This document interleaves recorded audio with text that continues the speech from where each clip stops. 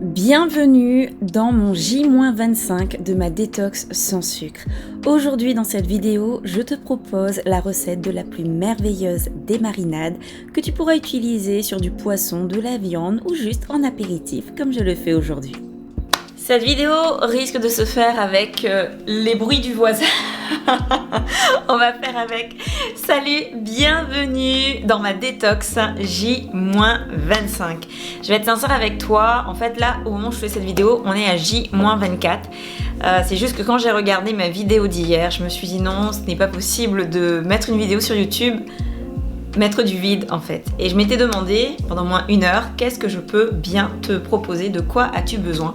Et j'ai décidé de te montrer ce en quoi j'ai envie de te dire, je suis le plus douée, surtout en ce moment, c'est la cuisine sans sucre raffiné, les petites astuces, les petites choses. Donc aujourd'hui, je vais te donner une petite astuce, je vais te parler d'abord d'une astuce et je vais te montrer comment avec un peu de pain, un bol et une petite potion magique, tu peux juste faire un petit apéro tranquille ou une petite dégustation tranquille, comme ça quoi. Donc comme d'habitude on le fait en one shot la vidéo, puisque presque en one shot, je pense qu'il y aura un petit montage, puisque comme tu le sais je suis en détox, qu'il y a beaucoup de choses à faire, je suis le groupe d'accompagnement qui a pris la détox sans sucre, et forcément nous n'avons pas les mêmes moments, les mêmes temps, et je peux pas tout faire quoi, tu comprends. Tu vois là, je pensais refaire la vidéo, je vais pas la refaire. Alors, pour celles et ceux qui ne me connaissent pas, salut, je m'appelle Jenny, bienvenue sur ma chaîne vidéo destinée aux personnes qui désirent arrêter, diminuer, réduire le sucre raffiné. Tu veux apprendre à mieux manger avec plus de gourmandise, avec de vraies saveurs, tu es sur la bonne chaîne. Et on va commencer on va commencer cette vidéo avec une première astuce. Alors, bien souvent, on te dit, voilà, toi qui aimes manger du pain, quand tu veux mieux manger, apprends à manger du pain complet. Je sais pas pour toi, mais la transition, des fois, elle est plutôt compliquée pour le pain complet. Donc, il y a des baguettes comme celle-là qui s'appelle baguette bien-être. Alors moi là je l'ai découpée, je l'ai mis au congélateur pour la conserver. Je sors un morceau de temps en temps comme aujourd'hui quand je te dis bon il faut une vidéo YouTube où je te donne une astuce pour pouvoir toujours avoir à disposition du pain. Parce que quand tu n'en as pas, je peux t'assurer que les autres pains vont te harceler en te disant prends-moi, prends-moi, prends-moi. Qu'est-ce qui fait que ce pain il est quand même pas mal? Alors ce pain qui s'appelle une baguette bien-être, est composé de 25% de sel en moins et c'est moitié farine complète et moitié farine blanche. Et quand tu as du mal avec le pain complet, et comme dans tout, le fait de faire une transition avec une solution qui te permet d'apprécier tes anciennes saveurs et d'être dans la transition de la nouvelle saveur, ça peut aider. Donc on commence comme ça et après au fur et à mesure arrive le pain complet. Maintenant tu peux me dire où je suis, il n'y a pas cette baguette bien-être. Ce qui peut être fortement vrai. Où que tu sois, il y a forcément une solution. Il suffit juste d'ouvrir les yeux, il suffit juste de le vouloir pour que la solution apparaisse devant soi. Donc maintenant, je suis sûre que quelle que soit la boulangerie, ou si la boulangerie ne te convient pas, tu changes de boulangerie, il y a forcément une boulangerie qui propose une solution comme ça, soit du pain complet avec des noix, avec des fruits confits, ou soit un pain avec moitié pain complet ou semi-complète, on appelle ça. Donc il y a forcément une solution. Donc pourquoi se priver de mieux manger? Pourquoi se priver de manger du bon pain, tu vois? Est-ce que ça veut dire que je vais arrêter le pain? Pas du tout. Pas du tout, ça veut juste dire que pendant la détox, je mange un maximum de pain complet. Et après la détox, je goûterai de temps en temps une bonne baguette bien chaude. C'est la vie. Donc, pour cette vidéo, je me disais, ok, qu'est-ce que je peux te montrer avec du pain, quoi, de base? Je vais te montrer quelque chose qui n'est pas très healthy pour certains. Et pourtant, moi, j'ai envie de te dire que oui, parce que c'est de la bonne énergie et du bon gras que je vais te montrer. Bref, on passe à la recette. Alors, comment on va commencer? Tout commence avec un bol. Déjà, la base. Bon, le bol, il y a déjà des choses à l'intérieur, on va enlever. Pas très grand, mais c'est pas grave. Dans ce bol, on va ajouter de l'huile d'olive. Alors, regarde, moi j'ai pris cette huile d'olive-là. J'aime beaucoup. C'est vraiment pas mal. Il y a même un bec verseur. Tu peux l'acheter aussi à part. Donc, tu vas rajouter un peu d'huile. Pas trop non plus, parce que sinon, on va mourir. C'est vraiment une petite recette très simple. Avec du pain, uniquement du pain, et surtout quand il est chaud ou toasté, c'est encore meilleur. Tu peux également ajouter de l'huile de sésame grillée, c'est une petite découverte. En vrai, Quand c'est grillé, c'est pas très bon parce que comme c'est chauffé, ça veut dire que ça a perdu sa valeur. Après, ce n'est pas grave, on va pardonner puisque c'est extrait à froid. Oui, prends tes huiles extraites à froid, au moins tu as tout le temps le maximum d'énergie. On peut rajouter une petite goutte, comme on peut ne pas rajouter une goutte. Moi, j'aime bien le goût, mais nature, l'huile d'olive, ça passe. Ensuite, à cette huile, tu vas ajouter, hop là, de l'origan. Donc, de l'origan, toujours avoir des herbes aromatiques, tu peux prendre des fines herbes ou autres, c'est toi qui vois. Donc moi je fais à vue d'œil, hop, et c'est bon. Puis je vais ajouter du thym. Je vais t'avouer un secret, je ne suis pas fan du thym. J'aime bien son petit goût, celui-là il est vachement bien aromatisé. Ben voilà, la marque. Je trouvais qu'il était vraiment pas mal. Après, le mieux c'est nature. Et un des thym que j'aime beaucoup, c'est le thym brésilien. Je trouve qu'il est vraiment, vraiment très bon. Un tout petit peu. Ensuite, tu as l'ail. Alors l'ail, je ne vais pas trop mettre dessus parce qu'il n'a pas été lavé. Donc on va prendre juste une gousse. J'ai l'impression que les gousses sont bizarres. Et je vais te montrer une petite astuce. Oula, je pense que celui-là n'est pas très bon. Alors on va prendre une autre. Ce qui peut arriver. Donc celui-là. Donc d'où l'intérêt de prendre plusieurs. Et celui-là, il a l'air pas mal. Donc on va prendre 3 petits. On va les rincer.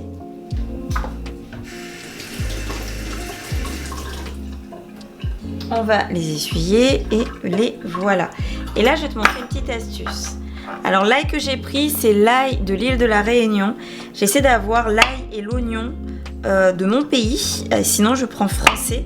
Et des fois, c'est compliqué parce que généralement, ils viennent d'Inde ou de Mada. Là, avec le confinement, le point positif, c'est qu'ils ont poussé, c'est-à-dire ils ont décidé d'intensifier la culture de l'ail et des oignons à la Réunion, qui est quand même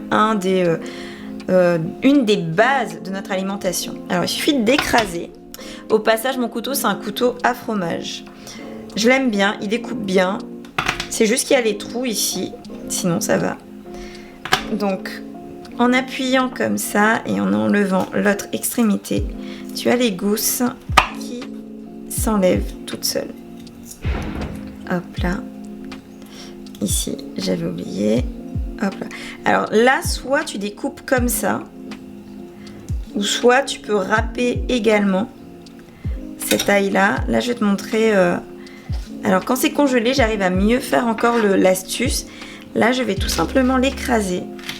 Et c'est ce que j'aime avec cette taille. Je peux pas faire la même chose avec que les autres types d'ail. Cette taille là, il s'écrase très facilement. Donc ce que je fais, je me fais ma petite purée d'ail. Je pourrais le faire avec une cuillère aussi, qui sait. Mais avec le couteau déjà, c'est vraiment pas mal. Donc je fais ma petite purée d'ail.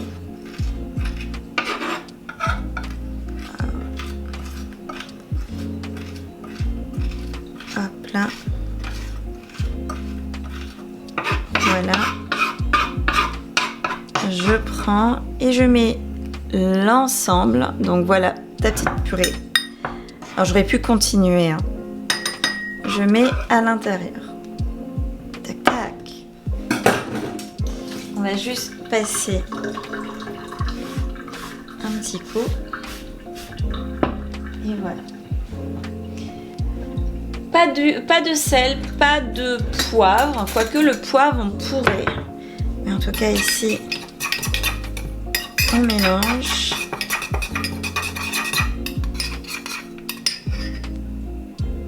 Et tu as une petite marinade à utiliser pour les viandes, pour le pain là, pour les pizzas aussi, pour les tartes salées. Vraiment extra. Et le plus important, c'est l'odeur. Il faut que tu sentes la bonne odeur. Si tu ne sens pas de la bonne odeur, refais ta marinade. Donc c'est une petite marinade comme ça. Une petite astuce aussi, quand tu fais cette marinade-là, je reviens, c'est d'utiliser de l'huile de soja, de la sauce soja. Alors bio, pourquoi bio? Parce que dans cette sauce soja, tu verras qu'il n'y a pas de sucre normalement dans la composition des ingrédients. Bon là c'est un peu plus compliqué à lire. il n'y a pas de sucre normalement. On peut même mettre une petite goutte, vraiment une petite goutte. Là, il faut vraiment conserver toutes les saveurs. Hop là, de l'huile d'olive. On mélange.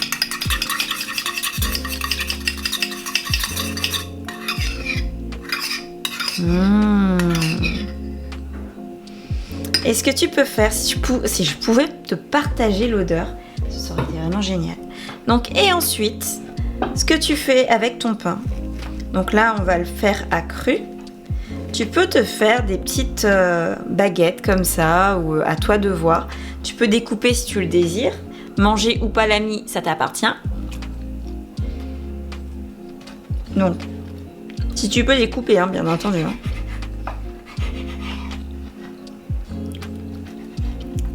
Alors là, il s'est déchiré, c'est pas grave. Donc voilà, tu as des baguettes comme ça, de pain, que tu peux toaster. Et après, tu vas juste tremper, soit mettre au four, ou soit déguster ainsi ton pain.